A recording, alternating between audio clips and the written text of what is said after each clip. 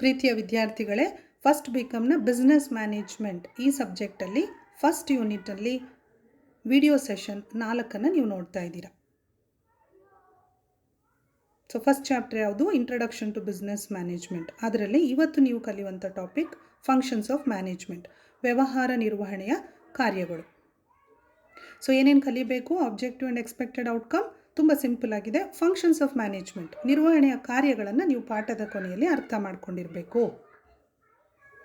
ನಾವು let us see functions of management, ನಿರ್ವಹಣೆಯ ಕಾರ್ಯಗಳು. ನಿರ್ವಹಣೆಯ ಕಾರ್ಯಗಳು ಅಂದ್ರೇನು? Every organisation has different objectives. To achieve this objectives, organisation has to do different activities. These activities are called as functions of management. ಒಂದು ಸಂಸ್ಥೆಗೆ ವಿವಿಧ ಉದ್ದೇಶಗಳಿರುತ್ತೆ. ಈ ಉದ್ದೇಶಗಳನ್ನು ಈಡೇರಿಸೋದಕ್ಕೆ ಸಂಸ್ಥೆ ವಿವಿಧ ಚಟುವಟಿಕೆಗಳನ್ನು ಮಾಡಬೇಕು. ಈ ಚಟುವಟಿಕೆಗಳನ್ನು ನಾವು ಫಂಕ್ಷನ್ಸ್ ಆಫ್ ಮ್ಯಾನೇಜ್ಮೆಂಟ್ ಅಂತ ಕರಿತೇವೆ. ಸೊ ಸ್ಕ್ರೀನಲ್ಲಿ ಎಷ್ಟು ಫಂಕ್ಷನ್ ಕಾಣ್ತಾ ಇದೆ? There are 6 functions. What are those? Planning, organising, staffing, directing, coordinating and controlling. ಕನ್ನಡದಲ್ಲಿ ಹೇಳೋದಾದರೆ ಯೋಜನೆ, ಸಂಘಟನೆ, ಸಿಬ್ಬಂದಿ ನಿರ್ವಹಣೆ, ನಿರ್ದೇಶನ, ಸಮನ್ವಯ ಮತ್ತು ನಿಯಂತ್ರಣ. ಈಗ ಈ ಫಂಕ್ಷನ್ಸಲ್ಲಿ ಏನೇನು ಬರುತ್ತೆ ಅನ್ನೋದನ್ನು ನಾವು ಕಲಿಯೋಣ. So let us see in detail these functions of management. First one ಯಾವುದು? ಪ್ಲ್ಯಾನಿಂಗ್, ಯೋಜನೆ. ಪ್ಲ್ಯಾನಿಂಗ್ ಅಂದ್ರೇನು?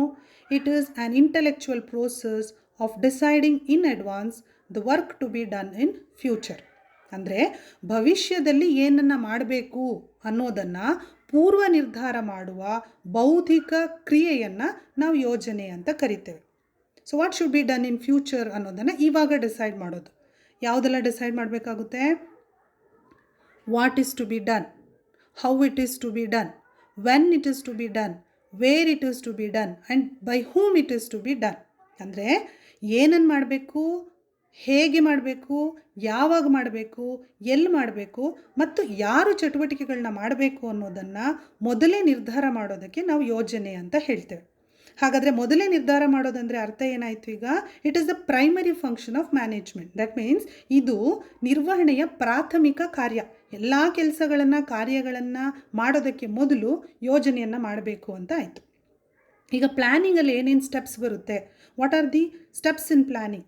ಯೋಜನೆಯ ಹಂತಗಳನ್ನು ನೋಡೋಣ. ಫಸ್ಟ್ ಏನು ಮಾಡಬೇಕು? ಯೋಜನೆ ಮಾಡಬೇಕಾದ್ರೆ ನಾವು ಡಿಸೈಡ್ ಆರ್ಗನೈಸೇಷನಲ್ ಆಬ್ಜೆಕ್ಟಿವ್ಸ್, ಸಂಸ್ಥೆಯ ಉದ್ದೇಶಗಳನ್ನು ನಿರ್ಧಾರ ಮಾಡಬೇಕು. ಯಾಕಂದರೆ ಯೋಜನೆ ಮಾಡೋಕ್ಕೆ ಮುಂಚೆ ಯಾಕೆ ಯೋಜನೆ ಮಾಡೋದು ಅನ್ನೋದು ಗೊತ್ತಿರಬೇಕಲ್ವಾ, ಅದಕ್ಕೆ. ನೆಕ್ಸ್ಟ್ ಏನು ಮಾಡಬೇಕು? Collect internal and external information, ಆಂತರಿಕ ಮತ್ತು ಬಾಹ್ಯ ಮಾಹಿತಿಗಳನ್ನು ಸಂಗ್ರಹಿಸಬೇಕು. So what R the internal informations? Internal information is about what is the production, what are the resources available, what is the financial status of the organization, and what is the result achieved by the different departments. ಸಂಸ್ಥೆಯ ಸಂಪನ್ಮೂಲಗಳೇನು, ಶಕ್ತಿ ಸಾಮರ್ಥ್ಯಗಳೇನು, ಉತ್ಪಾದನೆ ಹೇಗೆ ನಡೀತಾ ಇದೆ, ವಿವಿಧ ವಿಭಾಗಗಳು ಏನೇನು ಕೆಲಸ ಮಾಡಿದ್ದಾರೆ, ಈ ಎಲ್ಲ ಮಾಹಿತಿಗಳು ಆಂತರಿಕವಾಗಿರುತ್ತೆ. ಅದನ್ನು ಕಲೆಕ್ಟ್ ಮಾಡಿ ಇಟ್ಕೋಬೇಕು. Then we have to collect the external information, ಬಾಹ್ಯ ಪರಿಸರದಲ್ಲಿ information about the government policies, industrial policies, economic condition, market condition, consumer behaviour. All this information should be collected. ಬಾಹ್ಯ ಪರಿಸರದಲ್ಲಿ ಆರ್ಥಿಕ ಪರಿಸರ, ಮಾರುಕಟ್ಟೆ ಹೇಗಿದೆ, ಸ್ಪರ್ಧೆ ಹೇಗಿದೆ, ಮತ್ತು ಸಾಮಾಜಿಕ ಲಕ್ಷಣಗಳು ಯಾವ ಥರ ಇದೆ, ಸರ್ಕಾರದ ನೀತಿ ನಿಯಮಗಳು, ಕೈಗಾರಿಕಾ ನಿಯಮಗಳು, ಇದೆಲ್ಲ ಮಾಹಿತಿಗಳು ನಮಗೆ ಬೇಕು. ಅದಿದ್ರೇ ಪ್ಲ್ಯಾನ್ ಮಾಡೋದಕ್ಕೆ ಸಾಧ್ಯ ಆಗೋದು. ನೆಕ್ಸ್ಟ್ ಏನು ಮಾಡಬೇಕು? Forecasting. What is forecasting? Forecasting is making scientific assumption about the future. ಭವಿಷ್ಯದ ಬಗ್ಗೆ ವೈಜ್ಞಾನಿಕವಾಗಿ ಮುನ್ನಂದಾಜನ್ನು ಮಾಡಬೇಕು. ಮುನ್ನಂದಾಜನ್ನು ಮಾಡಬೇಕು. ಇದನ್ನು ಮಾಡೋದಕ್ಕೆ ಈಗಾಗಲೇ ನಾವು ಮಾಹಿತಿ ಕಲೆಕ್ಟ್ ಮಾಡ್ಕೊಂಡಿರ್ತೀವಲ್ಲ, ಅದರ ಆಧಾರದಲ್ಲಿ ಭವಿಷ್ಯ ಹೇಗಿರುತ್ತೆ ಅನ್ನೋದನ್ನು ನಾವು ಯೋಚನೆ ಮಾಡಬೇಕಾಗುತ್ತೆ. ಇದು ಅಸಂಪ್ಷನ್ ಅಷ್ಟೇ, ಊಹನೆಯನ್ನು ಮಾಡಬೇಕು. ಬಿಕಾಸ್ ಊಹನೆಯ ಆಧಾರದಲ್ಲಿ ನಾವು ಯೋಜನೆಯನ್ನು ಮಾಡೋದು. ನೆಕ್ಸ್ಟ್ ಏನು ಮಾಡ್ತೀವಿ? We identify alternative plans and select the best plan. Different plans should be selected, identified. Then we have to analyse this plans, plus negative points, plus ಪಾಯಿಂಟ್ಸ್ಗಳನ್ನ ನೋಡಬೇಕು ಯಾವುದು ಚೆನ್ನಾಗಿದೆ ಅಂತ. Then we have to select one best plan. So ವಿವಿಧ ಯೋಜನೆಗಳನ್ನು ಸಿದ್ಧಪಡಿಸ್ಕೊಂಡು ಒಂದನ್ನು ಒಂದು ತುಲನೆ ಮಾಡಿ, ವಿಶ್ಲೇಷಣೆ ಮಾಡಿ ಒಂದು ಬೆಸ್ಟ್ ಪ್ಲ್ಯಾನ್, ಉತ್ತಮ ಯೋಜನೆಯನ್ನು ನಾವು ಸೆಲೆಕ್ಟ್ ಮಾಡಬೇಕು. ಆಮೇಲೆ ಯೋಜನೆಯನ್ನು ಸೆಲೆಕ್ಟ್ ಮಾಡಿದ್ಮೇಲೆ we have to prepare sub plans and schedules. ಉಪಯೋಜನೆಗಳನ್ನು, ವೇಳಾಪಟ್ಟಿಗಳನ್ನು ಸಿದ್ಧಪಡಿಸಬೇಕು. ಉಪಯೋಜನೆ ಇಲ್ಲದೇ ಮೇಯ್ನ್ ಯೋಜನೆಯನ್ನು ಕಾರ್ಯರೂಪಕ್ಕೆ ತರೋಕ್ಕಾಗೋದಿಲ್ಲ. ಉಪಯೋಜನೆ ಅಂತ ಹೇಳಿದ್ರೆ ಪಾಲಿಸೀಸ್, ರೂಲ್ಸ್, ಪ್ರೋಗ್ರಾಮ್ಸ್, ಪ್ರೊಸೀಜರ್ ಇವೆಲ್ಲ ಬರುತ್ತೆ. ನೀತಿ, ನಿಯಮಗಳು, ಕಾರ್ಯಕ್ರಮಗಳು, ಇವುಗಳನ್ನೆಲ್ಲ ನಾವು ಡಿಸೈಡ್ ಮಾಡ್ಕೋಬೇಕು. ಆಮೇಲೆ ಯೋಜನೆಯನ್ನು ಕಾರ್ಯರೂಪಕ್ಕೆ ತರೋದಕ್ಕೆ ವೇಳಾಪಟ್ಟಿ, ಯಾವಾಗ ಯಾವ ಒಂದು ಹಂತದಲ್ಲಿ ಯೋಜನೆಗಳನ್ನ ತರಬೇಕು ಅಂತ ಒಂದು ಟೈಮ್ ಪೀರಿಯಡನ್ನು, ಶೆಡ್ಯೂಲನ್ನು ರೆಡಿ ಮಾಡ್ಕೋಬೇಕು. ಆ ನಂತರ ಎಲ್ಲರ ಸಹಕಾರದೊಂದಿಗೆ taking participation of all the employees of the organisation, we have to implement the plan. ಅಂತ ಹೇಳಿದ್ರೆ ಯೋಜನೆಯನ್ನು ಕಾರ್ಯರೂಪಕ್ಕೆ ತರಬೇಕು. ಸೊ ಇವಿಷ್ಟು ಯೋಜನೆಯ ಹಂತಗಳು. ಉದ್ದೇಶಗಳನ್ನು ನಿರ್ಧರಿಸಬೇಕು, ಯೋಜನೆ ಮಾಡೋದಕ್ಕೆ ಮಾಹಿತಿಗಳನ್ನು ಸಂಗ್ರಹಿಸಬೇಕು, ವಿವಿಧ ಯೋಜನೆಗಳನ್ನು ಸಿದ್ಧಪಡಿಸಿ ಅದನ್ನು ತುಲನೆ ಮಾಡಿ ಒಂದು ಬೆಸ್ಟ್ ಪ್ಲ್ಯಾನನ್ನು ಸೆಲೆಕ್ಟ್ ಮಾಡಬೇಕು. ಈ ಪ್ಲ್ಯಾನನ್ನು ಕಾರ್ಯರೂಪಕ್ಕೆ ತರೋದಕ್ಕೆ ಉಪಯೋಜನೆಗಳನ್ನು, ವೇಳಾಪಟ್ಟಿಗಳನ್ನು ತಯಾರಿಸಬೇಕು. ನಂತರ ಯೋಜನೆಯನ್ನು ಕಾರ್ಯರೂಪಕ್ಕೆ ತರಬೇಕು. ಈಗ ನೆಕ್ಸ್ಟ್ ಫಂಕ್ಷನ್ ನೋಡೋಣ. ಆರ್ಗನೈಸಿಂಗ್, ಸಂಘಟನೆ ಅಂತಂದರೆ ಏನು? It is the process of gathering human, finance and physical resources and defining authority and responsibility to achieve the organisational objective. ಸಂಸ್ಥೆಯ ಉದ್ದೇಶಗಳನ್ನು ಈಡೇರಿಸುವುದಕ್ಕಾಗಿ ಮಾನವ ಸಂಪನ್ಮೂಲ, ಹಣಕಾಸು ಮತ್ತು ಭೌತಿಕ ಸಂಪನ್ಮೂಲಗಳನ್ನು ಒಟ್ಟುಗೂಡಿಸುವಂತಹ ಮತ್ತು ಅಧಿಕಾರ ಮತ್ತು ಜವಾಬ್ದಾರಿಗಳನ್ನು ಗುರುತಿಸುವಂತಹ, ವ್ಯಾಖ್ಯಾನಿಸುವಂತಹ ಪ್ರಕ್ರಿಯೆಯನ್ನು ನಾವು ಆರ್ಗನೈಸಿಂಗ್, ಸಂಘಟನೆ ಅಂತ ಕರಿತೇವೆ. ಸೊ ಸಂಘಟನೆಯಲ್ಲಿ ಏನೇನು ಮಾಡಬೇಕು? ಸಂಪನ್ಮೂಲಗಳನ್ನು ಒಟ್ಟುಗೂಡಿಸಬೇಕು, ಅಧಿಕಾರ ಮತ್ತು ಜವಾಬ್ದಾರಿಗಳನ್ನು ಗುರುತಿಸಬೇಕು ಅಂತ ಆಯಿತು. So what are the steps? ಹಂತಗಳು ಯಾವುದು? First we have to identify the activities. So ಯೋಜನೆಗಳು ಈಗಾಗಲೇ ಮಾಡ್ಕೊಂಡಿದ್ದೀವಲ್ವ, ಅದನ್ನು ಕಾರ್ಯರೂಪಕ್ಕೆ ತರೋದಕ್ಕೆ ಏನೇನು ಚಟುವಟಿಕೆ ಮಾಡಬೇಕು ಅನ್ನೋದನ್ನು ಗುರುತಿಸಬೇಕು. Then we have to classify these activities into similar groups. ಒಂದೇ ಗುಂಪಿನೊಳಗಡೆ ಈ ಚಟುವಟಿಕೆಗಳನ್ನು ನಾವು ಒಂದು ಭಾಗವನ್ನಾಗಿ ಮಾಡಬೇಕು. ಉದಾಹರಣೆಗೆ production, marketing, finance, human resource ಅಂತ ಗುಂಪುಗಳನ್ನಾಗಿ ಮಾಡ್ಕೋಬೇಕು. ನಂತರ we have to assign these activities to employees. ನೌಕರರಿಗೆ ಈ ಚಟುವಟಿಕೆಗಳನ್ನು ಹಂಚಬೇಕು. ಉದಾಹರಣೆಗೆ ಪ್ರೊಡಕ್ಷನ್ ವರ್ಕನ್ನು ಪ್ರೊಡಕ್ಷನ್ ಡಿಪಾರ್ಟ್ಮೆಂಟ್ ಹೆಡ್ಗಳು, ಅಲ್ಲಿ ನೌಕರರು ಮಾಡಬೇಕು. ಮಾರ್ಕೆಟಿಂಗ್ ಚಟುವಟಿಕೆನ ಮಾರ್ಕೆಟಿಂಗ್ ಡಿಪಾರ್ಟ್ಮೆಂಟಲ್ಲಿ ಬರುವಂಥ ಮ್ಯಾನೇಜರ್, ಸೂಪರ್ವೈಸರ್, ಸೇಲ್ಸ್ಮೆನ್ ಇವ್ರು ಮಾಡಬೇಕು ಅಂತ we have to assign these activities. ಹಂಚೋದು. ಕೆಲಸವನ್ನು ಮಾಡಬೇಕಾದ್ರೆ ಅಧಿಕಾರ ಬೇಕಲ್ವಾ? So we have to define authority and responsibility. ಅಧಿಕಾರ ಮತ್ತು ಜವಾಬ್ದಾರಿಯನ್ನು ವ್ಯಾಖ್ಯಾನಿಸಬೇಕು. ಅಂದರೆ ಯಾವ ಕೆಲಸಕ್ಕೆ ಎಷ್ಟು ಅಧಿಕಾರ, ಯಾವ ಕೆಲಸಕ್ಕೆ ಯಾವ ಜವಾಬ್ದಾರಿ ಅನ್ನೋದನ್ನು ಗುರುತಿಸಬೇಕು. Then we have to delegate authority and responsibility. ಅಧಿಕಾರ ಮತ್ತು ಜವಾಬ್ದಾರಿಯನ್ನು ಹಂಚಬೇಕು. ಈಗ ವಿವಿಧ ಹುದ್ದೆಗಳಲ್ಲಿ ಜನ ಯಾರಿರ್ತಾರೆ, ಆ ಹುದ್ದೆಗಳಿಗೆ ಅಧಿಕಾರ ಮತ್ತು ಜವಾಬ್ದಾರಿಯನ್ನು ಹಂಚಬೇಕು. ಆಮೇಲೆ we have to create relationship between authority and responsibility. ಅಧಿಕಾರ ಮತ್ತು ಜವಾಬ್ದಾರಿಯ ನಡುವೆ ಸಂಬಂಧವನ್ನು ಸೃಷ್ಟಿಸಬೇಕು. ಅದರ ಅರ್ಥ ಏನು?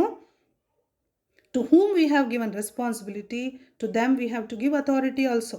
ಯಾರಿಗೆ ಜವಾಬ್ದಾರಿ ಕೊಟ್ಟಿದ್ದೀವೋ ಅದನ್ನು ನಿರ್ವಹಣೆ ಮಾಡೋದಕ್ಕೆ ಅವರಿಗೆ ನಾವು ಅಧಿಕಾರವನ್ನು ಕೂಡ ಕೊಡಬೇಕು. ಅಧಿಕಾರ ಇಲ್ಲದೆ ಕೆಲಸ ಮಾಡೋದಕ್ಕೆ ಸಾಧ್ಯ ಇದೆಯಾ? ಆಗೋದಿಲ್ಲ. So this is organising. So ಚಟುವಟಿಕೆಗಳನ್ನು ಗುರುತಿಸೋದು, ಅದನ್ನು ಸಾಮಾನ್ಯ ಗುಂಪುಗಳನ್ನಾಗಿ ಮಾಡೋದು, ಆ ಚಟುವಟಿಕೆಗಳನ್ನು ನೌಕರರಿಗೆ ಹಂಚೋದು, ಆ ನೌಕರರ ಹುದ್ದೆಗಳಿಗೆ ಅಧಿಕಾರ ಮತ್ತು ಜವಾಬ್ದಾರಿಯನ್ನು ಗುರುತಿಸೋದು, ಅಧಿಕಾರ ಮತ್ತು ಜವಾಬ್ದಾರಿಯನ್ನು ಹಂಚೋದು ಮತ್ತು ಅಧಿಕಾರ ಮತ್ತು ಜವಾಬ್ದಾರಿಯ ನಡುವೆ ಸಮತೋಲನವನ್ನು, ಸಂಬಂಧವನ್ನು ಸೃಷ್ಟಿಸೋದು. So this is what organising is. Next staffing function. Staffing ಅಂದರೆ ಕನ್ನಡದಲ್ಲಿ ಸಿಬ್ಬಂದಿ ನಿರ್ವಹಣೆ. ಈಗ ಸಂಸ್ಥೆಯಲ್ಲಿ ವಿವಿಧ ಚಟುವಟಿಕೆಗಳಿದೆ ತಾನೆ, ಈ ಚಟುವಟಿಕೆಗಳನ್ನು ಮಾಡೋದಕ್ಕೆ ನಮಗೆ ಮಾನವ ಸಂಪನ್ಮೂಲ ಬೇಕು, ಕರೆಕ್ಟಾ? So what is staffing? It is the process of selecting right person for the job, training them and doing human resource development. ಸಂಸ್ಥೆಯ ಕೆಲಸವನ್ನು ಮಾಡೋದಕ್ಕೆ ಅರ್ಹ ವ್ಯಕ್ತಿಗಳನ್ನು ಆಯ್ಕೆ ಮಾಡೋದು, ನಂತರ ಅವರಿಗೆ ತರಬೇತಿ ಕೊಡೋದು ಮತ್ತು ಮಾನವ ಸಂಪನ್ಮೂಲ ಅಭಿವೃದ್ಧಿಯನ್ನು ಮಾಡೋದನ್ನು ನಾವು ಸ್ಟಾಫಿಂಗ್ ಅಂತ ಕರಿತೇವೆ. ಸೊ ಇದನ್ನು ಡಿಟೇಲ್ ಆಗಿ ಸ್ಟೆಪ್ಸ್ ಇನ್ ಸ್ಟಾಫಿಂಗ್ ಹಂತಗಳಲ್ಲಿ ನೋಡೋಣ. ಫಸ್ಟ್ ಏನು ಮಾಡಬೇಕು? Planning man power requirement. ಒಂದು ಸಂಸ್ಥೆಗೆ ಎಷ್ಟು ಮಾನವ ಸಂಪನ್ಮೂಲ ಬೇಕು, ಸಂಖ್ಯೆ ಮತ್ತು ಆ ಹುದ್ದೆಗಳಿಗೆ ಯಾವ ಅರ್ಹತೆಯ ವ್ಯಕ್ತಿಗಳು ಬೇಕು ಅನ್ನೋದನ್ನು ಫಸ್ಟ್ ಯೋಜನೆ ಮಾಡ್ಕೋಬೇಕು. Then what you should do? Recruitment, selection and placement of employees. ನೌಕರರ ನೇಮಕಾತಿಯನ್ನು ಮಾಡೋದು, ಅರ್ಜಿ ಕರೆಯೋದು. ನಂತರ ವಿವಿಧ ಟೆಸ್ಟ್ಗಳನ್ನು, ಎಂಪ್ಲಾಯ್ಮೆಂಟ್ ಟೆಸ್ಟ್, ಇಂಟರ್ವ್ಯೂ ಎಲ್ಲ ಮಾಡಿ ಸೆಲೆಕ್ಟ್ ಮಾಡೋದು, ಆಯ್ಕೆಯನ್ನು ಮಾಡೋದು. ನಂತರ ಕೆಲಸದ ವಹಿಸೋದು, ಪ್ಲೇಸ್ಮೆಂಟ್. ಯಾರನ್ನ ಆಯ್ಕೆ ಮಾಡಿದ್ದೀರೋ ಅವ್ರಿಗೆ ನಾವು ಕೆಲಸವನ್ನು ವಹಿಸಬೇಕು. ಅಷ್ಟು ಮಾಡಿದ್ರೆ ಸಾಕಾ? ನೆಕ್ಸ್ಟ್ ನಾವೇನು ಮಾಡಬೇಕು? We have to provide induction, ಅಭಿವಿನ್ಯಾಸ. ಅವ್ರಿಗೆ ಸಂಸ್ಥೆಯ ಪರಿಚಯವನ್ನು ಮಾಡಿಕೊಡ್ಬೇಕು. ನಂತರ ತರಬೇತಿ ಕೊಡಬೇಕು. ಸಂಸ್ಥೆಯಲ್ಲಿ ಕೆಲಸ ಹೇಗೆ ಮಾಡೋದು ಅನ್ನೋದ್ರ ಬಗ್ಗೆ we have to give them training as to how to do the work. Skill enhancement, ಕೌಶಲ್ಯ ಅಭಿವೃದ್ಧಿ ಮಾಡಬೇಕು. ನಂತರ ಡೆವಲಪ್ಮೆಂಟ್, ವಿವಿಧ ಅಭಿವೃದ್ಧಿ ಚಟುವಟಿಕೆಗಳನ್ನು ನೌಕರರಿಗೆ ನಾವು ಮಾಡಬೇಕಾಗುತ್ತೆ. ನಂತರ ಮ್ಯಾನೇಜಿಂಗ್ ರೆಮ್ಯುನರೇಷನ್ ಅಂದರೆ ಸಂಬಳ, ಭತ್ಯೆ ಇತ್ಯಾದಿಗಳ ನಿರ್ವಹಣೆ ಮಾಡೋದು. ಎಷ್ಟು ಸ್ಯಾಲರಿ ಕೊಡಬೇಕು, ಎಷ್ಟು ಭತ್ಯೆ ಕೊಡಬೇಕು, ಇದೆಲ್ಲ ನೌಕರರು they should be satisfied with their salary that they are getting ಅಲ್ವಾ. ಸೊ ಇದರ ನಿರ್ವಹಣೆ ಸಿಬ್ಬಂದಿ ನಿರ್ವಹಣೆ ಕೆಳಗಡೆ ಬರುತ್ತೆ. ನಂತರ ಡೂಯಿಂಗ್ ಎಂಪ್ಲಾಯಿ ವೆಲ್ಫೇರ್ ಪ್ರೋಗ್ರಾಮ್ಸ್, ನೌಕರರ ಕ್ಷೇಮಾಭಿವೃದ್ಧಿ ಕಾರ್ಯಕ್ರಮಗಳನ್ನು ಹಾಕ್ಕೊಳ್ಳೋದು. ಉದಾಹರಣೆಗೆ ಇನ್ಶೂರೆನ್ಸ್ ಇರ್ಬೋದು, ವೈದ್ಯಕೀಯ ಸೌಲಭ್ಯ, ಮೆಡಿಕಲ್ ಫೆಸಿಲಿಟಿ ಕೊಡೋದು, ಸೇಫ್ ವರ್ಕಿಂಗ್ ಎನ್ವೈರ್ನ್ಮೆಂಟ್, ಸುರಕ್ಷಿತ ಕೆಲಸದ ಪರಿಸರವನ್ನು ಅವ್ರಿಗೆ ಕೊಡುವಂಥದ್ದು, ಕ್ಯಾಂಟೀನ್ ಫೆಸಿಲಿಟಿ ಮತ್ತು ಟ್ರಾನ್ಸ್ಪೋರ್ಟೇಷನ್ ಫೆಸಿಲಿಟಿ ಕೊಡೋದು, ಇದೆಲ್ಲವೂ ಕೂಡ ಎಂಪ್ಲಾಯ್ ವೆಲ್ಫೇರ್ ಪ್ರೋಗ್ರಾಮಲ್ಲಿ ಬರುತ್ತೆ. ಇದು staffing function. Next, conducting performance appraisal of employees, ನೌಕರರ ಕೆಲಸವನ್ನು ಮೌಲ್ಯಮಾಪನ ಮಾಡಬೇಕು. ಅವ್ರಿಗೆ ಎಲ್ಲೋ ಕೆಲಸ ವಹಿಸಿರ್ತೀರ, ಅವ್ರು ಹೇಗೆ ಮಾಡಿದ್ದಾರೆ ಅನ್ನೋದನ್ನು ಚೆಕ್ ಮಾಡಬೇಕಲ್ವಾ. ಅದರಿಂದ ಏನು ಪ್ರಯೋಜನ? ಟ್ರಾನ್ಸ್ಫರ್, ಪ್ರಮೋಷನ್, ಇದೆಲ್ಲ ಅದರಲ್ಲಿ ಡಿಸೈಡ್ ಆಗೋದು. ವರ್ಗಾವಣೆ, ಯಾರಿಗೆ ಬಡ್ತಿ ಕೊಡಬೇಕು, ಸ್ಯಾಲರಿ ಜಾಸ್ತಿ ಯಾರಿಗೆ ಮಾಡಬೇಕು, ಇದೆಲ್ಲ ಅವ್ರ ಪರ್ಫಾರ್ಮೆನ್ಸ್, ಅವರ ಕಾರ್ಯನಿರ್ವಹಣೆಯ ಆಧಾರದಲ್ಲಿ ಮಾಡೋದ್ರಿಂದ ಪರ್ಫಾರ್ಮೆನ್ಸ್ ಅಪ್ರೈಸಲ್, ಕಾರ್ಯ ಮೌಲ್ಯಮಾಪನವನ್ನು ಮಾಡಬೇಕಾಗುತ್ತೆ. ಸೊ ಇವಿಷ್ಟು ಸ್ಟೆಪ್ಸ್ ಇನ್ ಸ್ಟಾಫಿಂಗ್. ಸಿಬ್ಬಂದಿ ನಿರ್ವಹಣೆಯಲ್ಲಿ ಏನೇನು ಚಟುವಟಿಕೆಗಳು ಬರುತ್ತೆ ಅನ್ನೋದನ್ನು ನಾವು ಗುರುತಿಸಿದ್ವಿ. ಅರ್ಥ ಆಗಿದೆ ಅನ್ಕೋತೀನಿ. ಈಗ ನೆಕ್ಸ್ಟ್ ನೋಡೋಣ. Next function of management is directing. Directing ಅಂದರೆ ಏನು? ನಿರ್ದೇಶನ. So what comes under directing? It includes guiding, motivating and supervising the efforts of employees to achieve the work assigned. ನೌಕರರಿಗೆ ಏನು ಕೆಲಸ ಕೊಟ್ಟಿರ್ತೀರಾ ಅದನ್ನು ಅವ್ರು ಮಾಡೋದಕ್ಕೆ ಸಹಾಯ ಆಗುವಂತೆ ಅವರಿಗೆ ನಿರ್ದೇಶನ ಕೊಡೋದು, ಅವರ ಪ್ರೇರೇಪಣೆ ಮಾಡೋದು, ಮಾರ್ಗದರ್ಶನವನ್ನು ನೀಡೋದು, ಮೇಲ್ವಿಚಾರಣೆ ಮಾಡೋದನ್ನು ನಾವು ಡೈರೆಕ್ಟಿಂಗ್ ಅಂತ ಕರಿತೇವೆ. ಸೊ ಡೈರೆಕ್ಟಿಂಗಲ್ಲಿ ಏನೇನು ಬರುತ್ತೆ? ಆ್ಯಕ್ಟಿವಿಟೀಸ್, ಕಮ್ಯುನಿಕೇಷನ್, ಸಂವಹನೆ. ನೌಕರರಿಗೆ ಹೇಗೆ ಕೆಲಸ ಮಾಡೋದು ಅಂತ ನಾವು ನಿರ್ದೇಶನ ಕೊಡೋದಕ್ಕೆ ಸಂವಹನೆ ಮಾಡಬೇಕಲ್ವಾ. So that communication. Next, motivating, ಅವ್ರನ್ನ ಪ್ರೇರಣೆ ಮಾಡಬೇಕು. So motivation may be financial motivation or non financial motivation. ಹಣಕಾಸೇತರ ಪ್ರೇರೇಪಣೆ ಇರುತ್ತೆ. ಹಣಕಾಸು ಅಂದರೆ ಒಳ್ಳೆ ಸಂಬಳ, ಭತ್ಯೆ ಕೊಡೋದು, ಸರಿನಾ. ಹಣಕಾಸೇತರ ಅಂದರೆ ಹಣಕಾಸೇತರದಲ್ಲಿ ಏನು ಬರುತ್ತೆ? ಎಂಪ್ಲಾಯೀಸ್ ಅವ್ರು ಒಳ್ಳೆ ಕೆಲಸ ಮಾಡಿದಾಗ ಗುರುತಿಸ್ಬೇಕು, ಅವ್ರಿಗೆ ಒಳ್ಳೆ ಸವಾಲುಗಳುಳ್ಳ ಜಾಬ್ ಕೊಡಬೇಕು, ಅಥಾರಿಟಿ ಕೊಡಬೇಕು, ಅಧಿಕಾರ ಕೊಡಬೇಕು, ಜವಾಬ್ದಾರಿ ಕೊಡಬೇಕು, ಅವ್ರನ್ನ ಗುರುತಿಸ್ಬೇಕು, ಹೊಗಳಬೇಕು. So this is non financial, ಹಣಕಾಸೇತರ ಪ್ರೇರೇಪಣೆ. ಈ ಎರಡೂ ಪ್ರೇರೇಪಣೆ ಒಳ್ಳೆ ಮಿಕ್ಸ್ ಮಾಡಿದ್ರೆ ಮಾತ್ರ ಎಂಪ್ಲಾಯೀಸ್ ಖುಷಿಯಾಗಿ ಸಂಸ್ಥೆಯಲ್ಲಿ ಕೆಲಸವನ್ನು ನಿರ್ವಹಿಸ್ತಾರೆ. ಆಮೇಲೆ we have to guide them, ಮಾರ್ಗದರ್ಶನವನ್ನು ಕೊಡಬೇಕು. ಅವ್ರಿಗೆ ಹೇಗೆ ಮಾಡೋದು ಕೆಲಸ ಅನ್ನೋದ್ರ ಬಗ್ಗೆ ನಿರ್ದೇಶನವನ್ನು ಕೊಡಬೇಕಾಗುತ್ತೆ. ದೆನ್ ಲೀಡರ್ಶಿಪ್, ನಾಯಕತ್ವ ಬೇಕು. ಅದು one of the functions of management under directing. Supervision, ಮೇಲ್ವಿಚಾರಣೆ, ಅವ್ರ ಕೆಲಸವನ್ನು ಮಾಡುವಾಗ ಹೇಗೆ ಮಾಡ್ತಿದ್ದಾರೆ ಅನ್ನೋದನ್ನು ನೋಡೋದು ಮತ್ತು ಅವರಿಗೆ ಕಾಲದಿಂದ ಕಾಲಕ್ಕೆ ನಿರ್ದೇಶನವನ್ನು ಕೊಡುವಂಥದ್ದು. So supervising what they are doing and giving them proper guidance from time to time. These all come under the directing. ನಿರ್ದೇಶನದ ಕೆಳಗೆ ಇವೆಲ್ಲ ಚಟುವಟಿಕೆಗಳು ಬರುತ್ತೆ. ನೆಕ್ಸ್ಟ್ ನೋಡೋಣ, ಕೋಆರ್ಡಿನೇಟಿಂಗ್ ಅಂದರೆ ಸಮನ್ವಯ ಅಂದ್ರೇನು? It is a systematic activity of bringing together efforts of individuals and departments to achieve the common objectives of the organisation. ಅಂದರೆ this is bringing together the work of individual and departments. Why it is done? To achieve the objectives of the organisation. ಸಂಸ್ಥೆಯ ಸಾಮಾನ್ಯ ಉದ್ದೇಶವನ್ನು ಈಡೇರಿಸುವುದಕ್ಕಾಗಿ ವ್ಯವಸ್ಥಿತವಾಗಿ ವ್ಯಕ್ತಿಗಳು ಮತ್ತು ವಿಭಾಗಗಳು ಮಾಡುವ ಕಾರ್ಯಗಳನ್ನು ಒಟ್ಟುಗೂಡಿಸುವ ಏನು ಪ್ರಕ್ರಿಯೆ ಇದೆ ಇದನ್ನು ನಾವು ಸಮನ್ವಯ ಅಂತ ಕರಿತೇವೆ.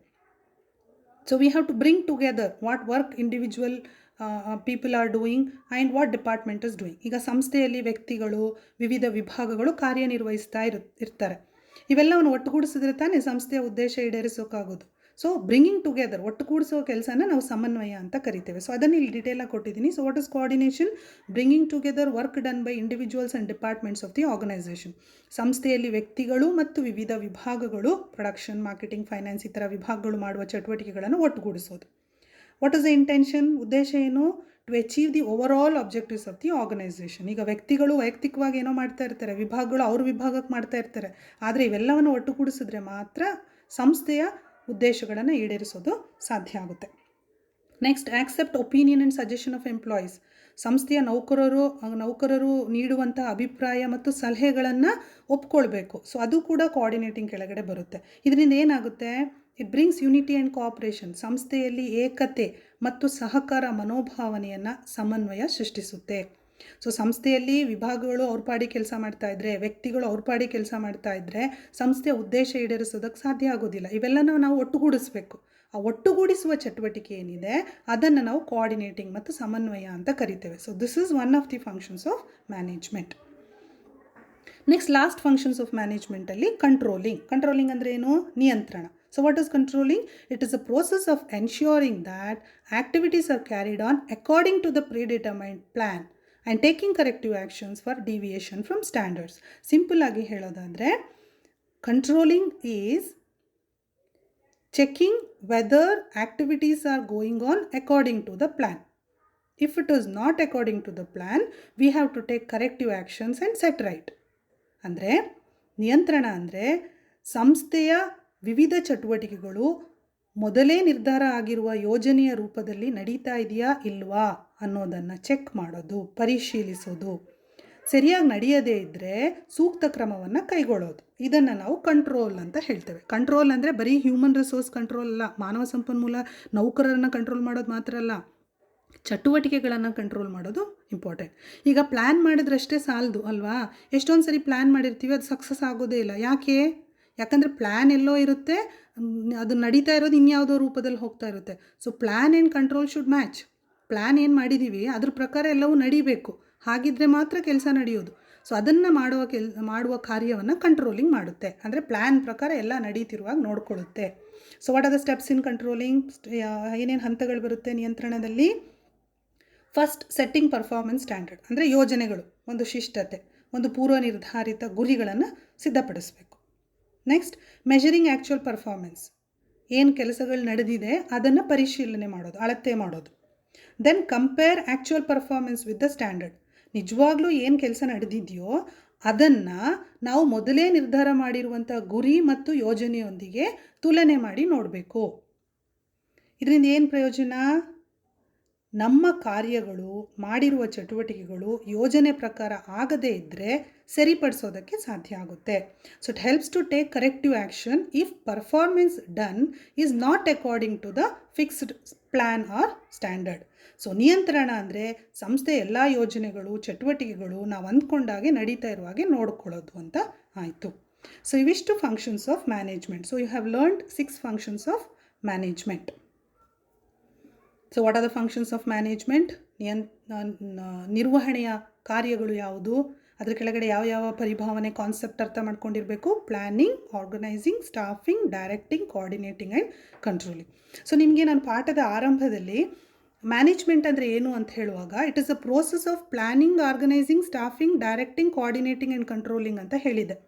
ನಿರ್ವಹಣೆ ಅಂದರೆ ಏನು ಅಂತ ಹೇಳುವಾಗ ಅದು ಯೋಜನೆ, ಸಂಘಟನೆ, ಸಿಬ್ಬಂದಿ ನಿರ್ವಹಣೆ, ಸಮನ್ವಯ, ನಿರ್ದೇಶನ ಮತ್ತು ನಿಯಂತ್ರಣ ಮಾಡುವ ಪ್ರಕ್ರಿಯೆಯಾಗಿದೆ ಅಂತ ಹೇಳಿದ್ವಿ. ಸೊ ಪಾಠದ ಕೊನೆಯಲ್ಲಿ ಈ ಪ್ರಕ್ರಿಯೆಗಳನ್ನು ನಾವು ಸಂಕ್ಷಿಪ್ತವಾಗಿ ಅರ್ಥ ಮಾಡ್ಕೊಂಡಿದ್ದೀವಿ. ಸೊ ಅರ್ಥ ಆಗಿದೆ ಎಲ್ಲ ಟಾಪಿಕ್ ಅಂತ ಅಂದ್ಕೊಂಡಿದ್ದೀನಿ. ಸೊ ಇಲ್ಲಿಗೆ ನಿಮ್ಮ ಫಸ್ಟ್ ಚಾಪ್ಟರ್ ಎಂಡ್ ಆಗುತ್ತೆ.